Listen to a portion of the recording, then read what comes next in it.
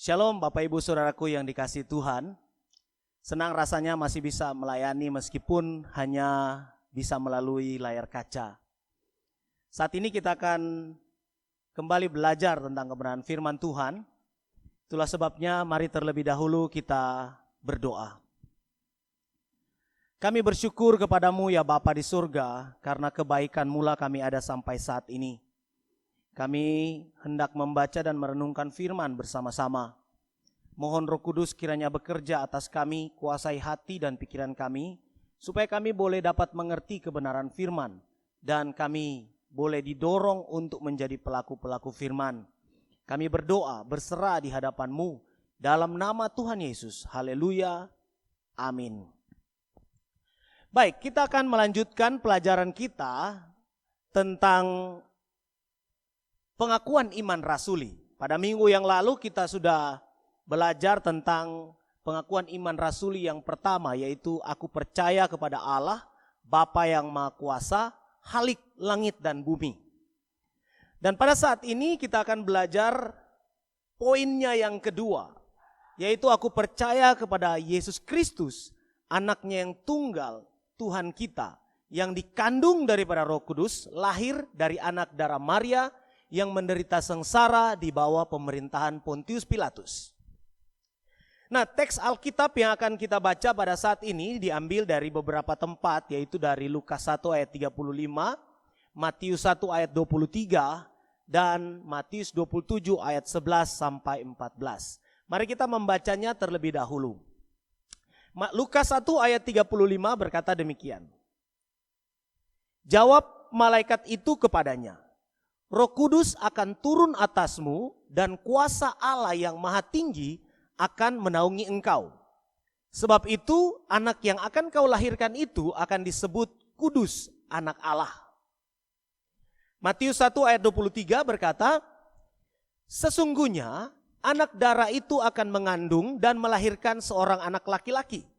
Dan mereka akan menamakan dia Immanuel, yang berarti Allah menyertai kita. Lalu Matius 27 ayat 11 sampai 14 berkata, lalu Yesus dihadapkan kepada wali negeri dan wali negeri bertanya kepadanya, engkaukah raja orang Yahudi? Jawab Yesus, engkau sendiri mengatakannya. Tetapi atas tuduhan yang diajukan imam-imam kepala dan tua-tua terhadap dia, ia tidak memberi jawab apapun. Maka kata Pilatus kepadanya, tidakkah engkau dengar betapa banyaknya tuduhan saksi-saksi ini terhadap engkau? Tapi ia tidak menjawab suatu kata pun, sehingga wali negeri itu sangat heran. Nah, Bapak Ibu Saudaraku yang dikasihi Tuhan, hari-hari ini iman kita memang sedang mengalami ujian yang sangat berat. Atau apa yang kita ikrarkan setiap minggunya sebagai aku percaya itu sering saat-saat ini sedang diuji sedemikian rupa karena peristiwa virus corona ini. Itulah sebabnya saya pikir penting untuk kita kembali merenungkannya agar kita dapat menghidupinya, menjalani apa yang kita akui, apa yang kita ikrarkan di dalam kredo ini. Nah, Tuhan kita Yesus Kristus itu yang akan kita bahas dalam khotbah kali ini. Nah, pengakuan iman yang kita ikrarkan setiap minggu di gereja sesungguhnya menunjukkan bahwa kita sudah percaya Yesus adalah yang diurapi karena kita menyebut dia Kristus. Dia adalah Yahweh, penyelamat kita. Dia anak Allah satu-satunya dan dia adalah Tuhan sesembahan kita. Dalam tulisannya The Byzantine Fathers of the 5th Century, ada seorang yang bernama George Florovsky. Dia menjelaskan bahwa ada dua pemahaman yang berdiri sendiri dari pemikiran bidat. Yang satu diwakilkan oleh mazhab Yahudi Kristen yang bernama Ebionit.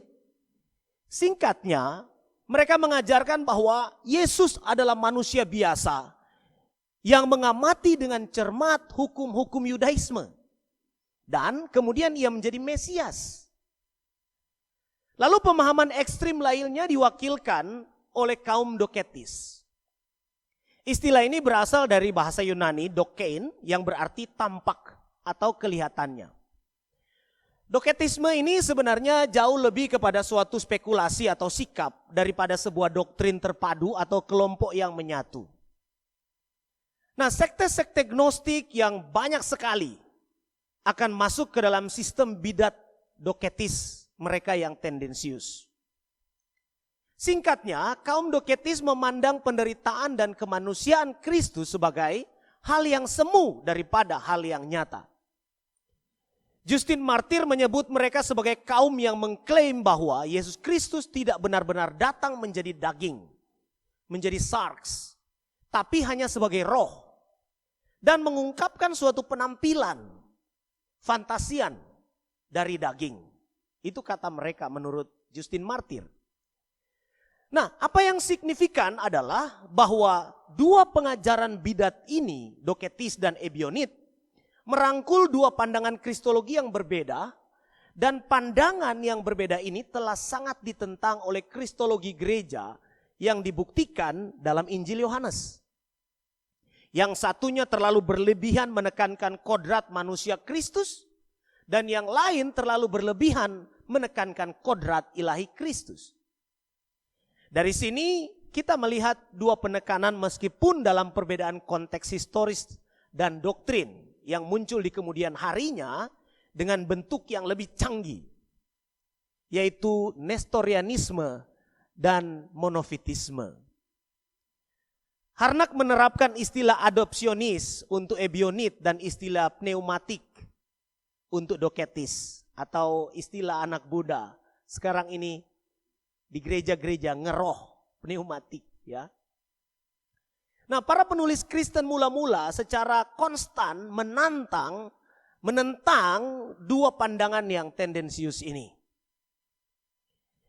Dan rupanya hari-hari ini serangan-serangan terhadap Kristus dan eksistensinya itu semakin terstruktur, masif, dilancarkan oleh orang-orang yang menentang kekristenan.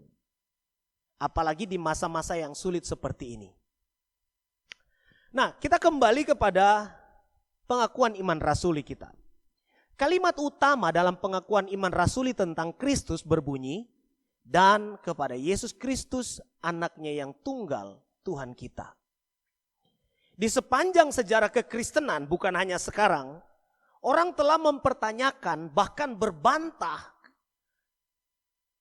tentang pokok Kristus ini. Mereka membantah keyakinan yang ada di dalam pengakuan iman rasul ini. Kadangkala secara membabi buta.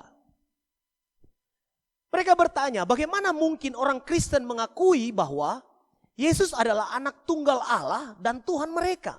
Sementara dia juga diakui sebagai manusia sejati.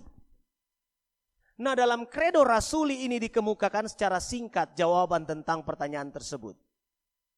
Perhatikan 3 anak kalimat yang mengikuti kalimat utama Yesus Kristus, anaknya yang tunggal Tuhan kita. 1, yang dikandung daripada Roh Kudus. 2, lahir dari anak darah Maria. Dan 3, yang menderita sengsara di bawah pemerintahan Pontius Pilatus.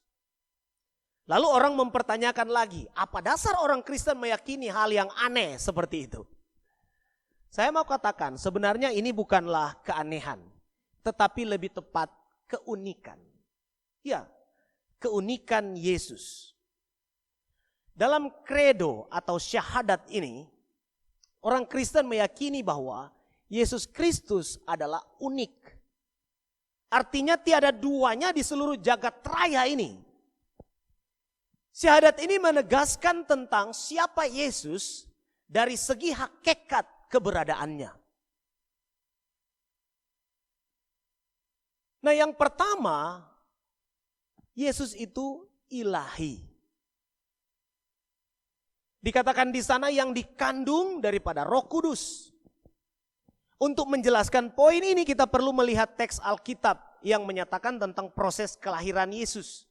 Lukas 1 ayat 35 yang kita sudah baca tadi. Roh Kudus akan turun atasmu, kata firman Tuhan. Dan kuasa Allah yang maha tinggi akan menaungi engkau. Sebab itu anak yang akan kau lahirkan itu akan disebut kudus, anak Allah.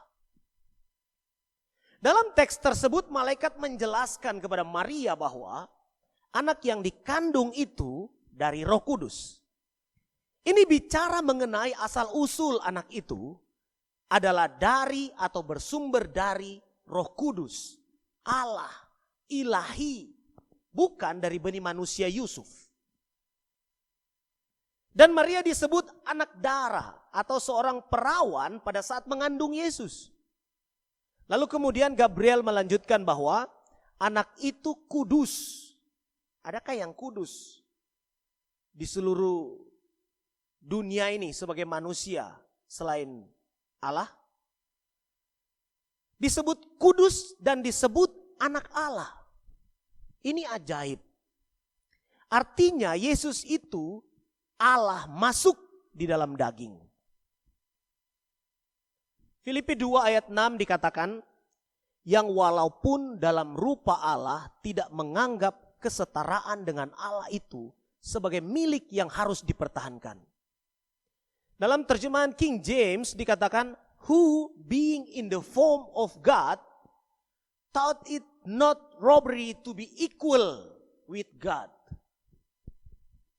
Equal with God. He has the equality with God. Setara. Para pakar perjanjian baru sepakat mengatakan bahwa ayat ini menunjukkan eksistensi Yesus sebelum inkarnasi. Atau inkarne atau ensarke sebelum itu. Mengambil rupa manusia. Jadi dia Allah lalu kemudian datang ke dalam dunia mengambil rupa. Masuk ke dalam daging. Berinkarnasi. Dia equal. Dia setara dengan Allah. Ada satu bagian Alkitab lagi. Yohanes 1 ayat 1 sampai 5 berkata, pada mulanya adalah firman. Firman itu bersama-sama dengan Allah dan firman itu adalah Allah. Ia pada mulanya bersama-sama dengan Allah. Segala sesuatu dijadikan oleh dia dan tanpa dia tidak ada suatu pun yang telah jadi dari segala yang telah dijadikan. Dalam dia ada hidup dan hidup itu adalah terang manusia. Terang itu bercahaya di dalam kegelapan dan kegelapan itu tidak menguasainya. Berdasarkan kedua ayat ini, apakah kita akan berkata bahwa Yesus adalah manusia biasa yang dimuliakan oleh Allah? Adakah kita akan berkata bahwa dia hanyalah seorang nabi utusan Allah? Bahkan Yesus sendiri mengakui bahwa sesungguhnya sebelum Abraham jadi, aku telah ada. Dalam teks asli di sana digunakan ego eimi. Itu sama dengan ehye, eiser ehye. Aku adalah aku ada. Itu sama dengan Yahweh. Ketika dia menunjukkan diri atau memperkenalkan diri kepada Musa. I am that I am. Yesus adalah Allah. Kata-kata dan karya-karyanya adalah ilahi. Lihatlah apa yang dapat dilakukan Yesus di sepanjang pelayanannya. Yohanes mencatat ada 7 mujizat Tuhan Yesus dalam Injil Yohanes sebelum kematian dan 2 mujizat sesudah kematiannya. Air menjadi anggur. Yesus menyembuhkan anak seorang pegawai istana. Pasal 4 ayat 46 sampai 53. Yesus menyembuhkan seorang lumpuh di Bethesda. Pasal 5 ayat 1 sampai 9. Yesus memberi makan 5.000 orang. Pasal 6 1 sampai 15. Yesus berjalan di atas air. Pasal 6 16 sampai 21. Yesus mencelikan mata seorang yang buta sejak lahir. Pasal 9 ayat 1 sampai 12. Yesus membangkitkan Lazarus dari kematian. Pasal 11 ayat 38. Lalu setelah dia mati, mujizat berikutnya adalah kebangkitan Yesus. Dan kemudian dia memberikan hasil tangkapan 153 ekor ikan dalam pasal 21 ayat 4-6. Bukti apa lagi yang Anda cari untuk mempercayai Yesus Kristus Tuhan? Begini Bapak Ibu Saudaraku yang dikasihi Tuhan. Memang hari-hari ini bahkan saya sendiri merasakan bahwa beban hidup ini terasa semakin berat menekan. Gara-gara corona ini kita kesulitan untuk keluar rumah. Tentu saja sekaligus kesulitan mencari rezeki. Bagaimana kita membiayai hidup jika kondisinya terus begini? Membeli makan saja susah. Belum membayar cicilan-cicilan. Jangankan cicilan rumah, kendaraan bermotor, handphone. Cicilan rantang saja mungkin sekarang kita kesulitan untuk bayar. Tetapi mari kita teguh memegang pengakuan iman kita ini. Pada minggu yang lalu kita sudah bicara tentang percaya kepada Allah. Di bagian awal saya katakan bahwa kekristenan itu dibangun di atas dasar kepercayaan, di atas dasar iman. Sebab firman Tuhan berkata, orang benar akan hidup oleh percayanya. Bahwa Yesus Kristus adalah Tuhan, Allah penguasa semesta. Dialah yang mengatakan bahwa segala kuasa di surga dan di bumi ada padaku. Dialah yang berjanji akan menyertai kita hingga akhir zaman. Percayalah, Tuhan Yesus bukan hanya sanggup memelihara tubuh jasmani kita, tetapi lebih dari itu, Dia bahkan sanggup menyelamatkan kita dari maut. Orang yang percaya akan hidup walaupun ia sudah mati, itu kata firman Tuhan. Kita bahkan tidak perlu gentar lagi dengan mereka yang hanya dapat membunuh tubuh jasmani. Yesus ilahi, Dia Allah. Itu yang pertama. Lalu kemudian yang kedua, Yesus itu insani. Dia itu manusiawi. Ya. Dalam pengakuan iman Rasul ini dikatakan lahir dari anak darah Maria. Mari kita baca lagi Alkitab dalam Matius 1 ayat 23. Sesungguhnya anak darah itu akan mengandung dan melahirkan seorang anak laki-laki. Dan mereka akan menamakan dia Immanuel, yang berarti Allah menyertai kita. Dikatakan ia lahir, artinya Yesus itu insani. Manusia sebagaimana adanya. Perhatikan beberapa ciri manusia. 1, lahir. 2, dia mempunyai nama. Namanya Yesus. Dinamakan Immanuel. 3, dia bisa merasakan penderitaan.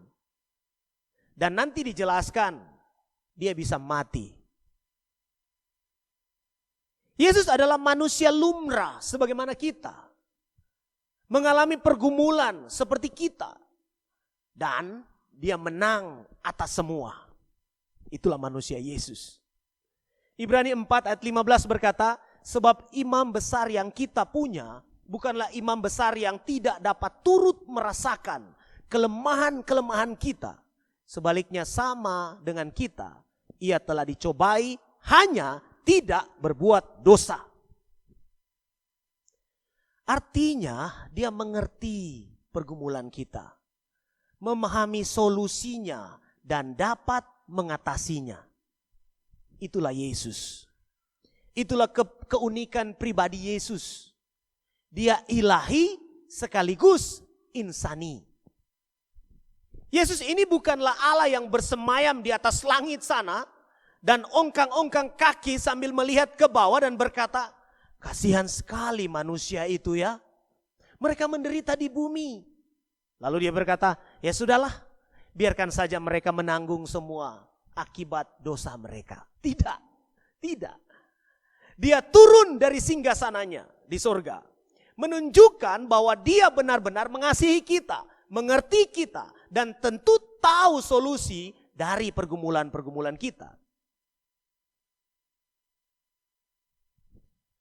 Ada suatu kebiasaan yang kadangkala menurut perasaan kita menolong seseorang yang sedang sakit tetapi sebenarnya malah menyakitkan dan cenderung menambah penderitaan. Jadi begini, misalnya suatu hari waktu kita sedang sakit gigi, waktu lagi nyut-nyutnya, ya, bukan lagi sayang-sayangnya. Tiba-tiba datang seorang kawan. Ketika dia tahu bahwa kita sedang sakit gigi, dia mulai berkisah tentang sakit gigi. Dia menjelaskan apa itu sakit gigi. Dia mulai dengan apa itu gigi.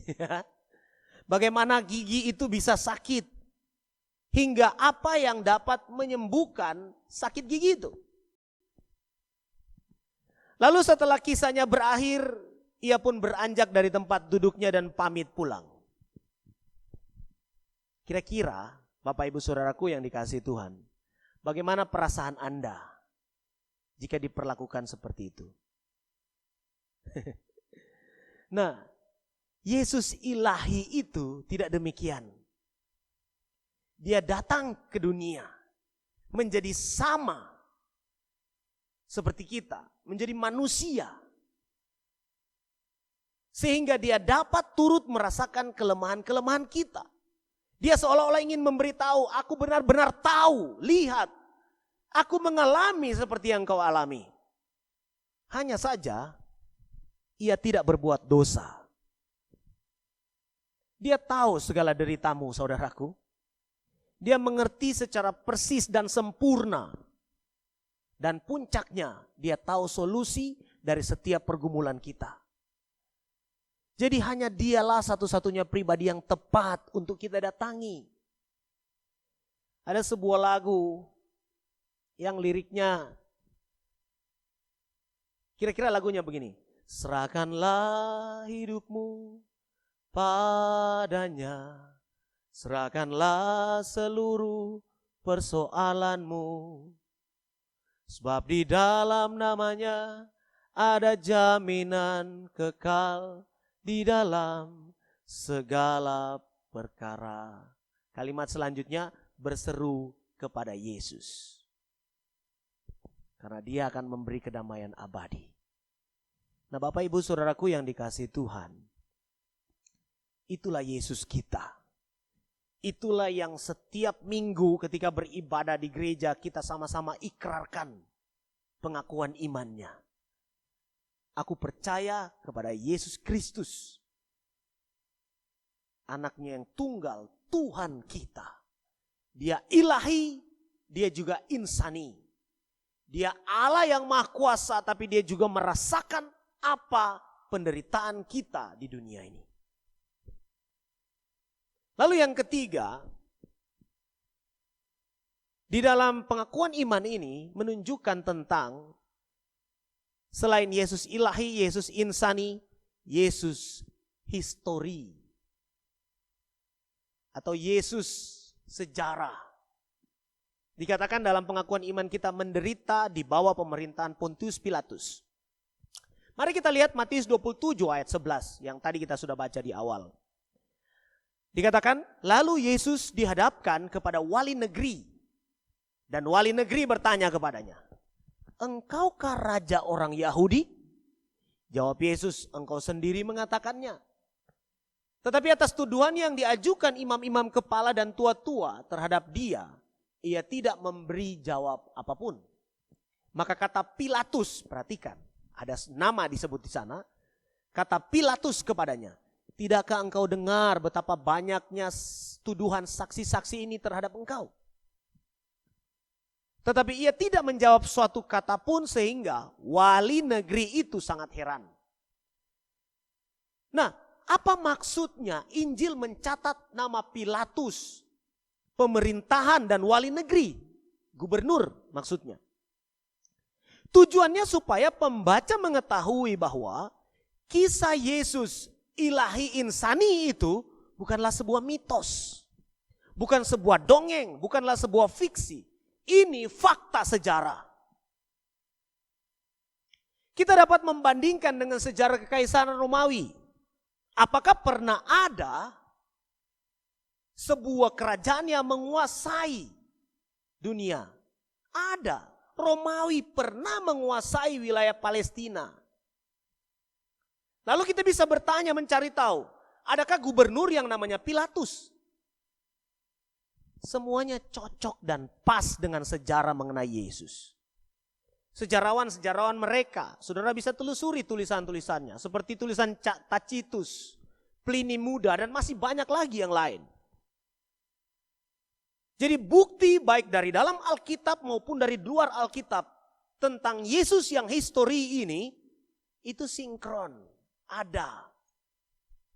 Kalau Anda tidak mau mempercayai catatan sejarah, lalu harus mempercayai apa? Bahkan menurut beberapa orang, history itu diambil dari kata his story. Artinya cerita tentang dia. Maksudnya Yesus. Ya. Ingat istilah BC and AD. Before Christ. Lalu Anno Domini. Sebelum Yesus dan tahun Tuhan. Hah? Nah Bapak Ibu Saudaraku yang dikasihi Tuhan, pada tahun 203 pemerintah Roma menangkap seorang wanita berusia 22 tahun, seorang Kristen bernama Perpetua. Kejahatan bukanlah ia menyembah Yesus, tetapi dia menyembah hanya Yesus. Itu kejahatannya.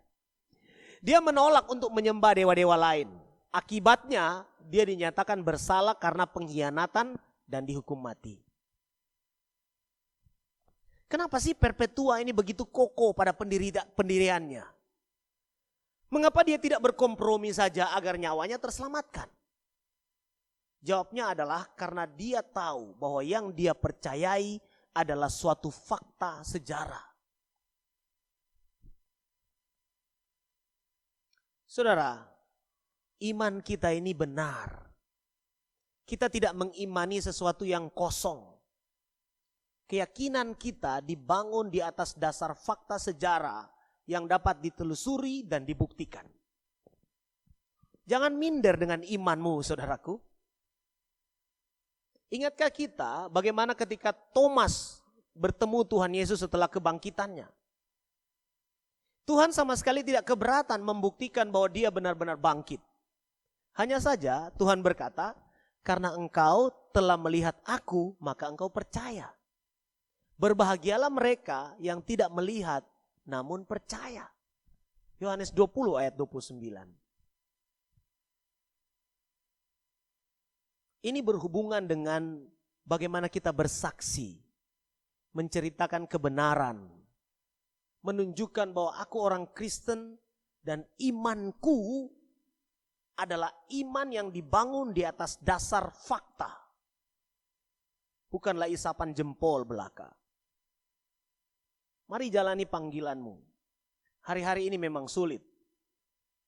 Tetapi amanat agung itu tidak dibatalkan karena pergumulan kehidupan, bukan? Tetaplah percaya, tetaplah bergantung kepada Yesus yang ilahi, Yesus yang insani, Yesus yang histori itu.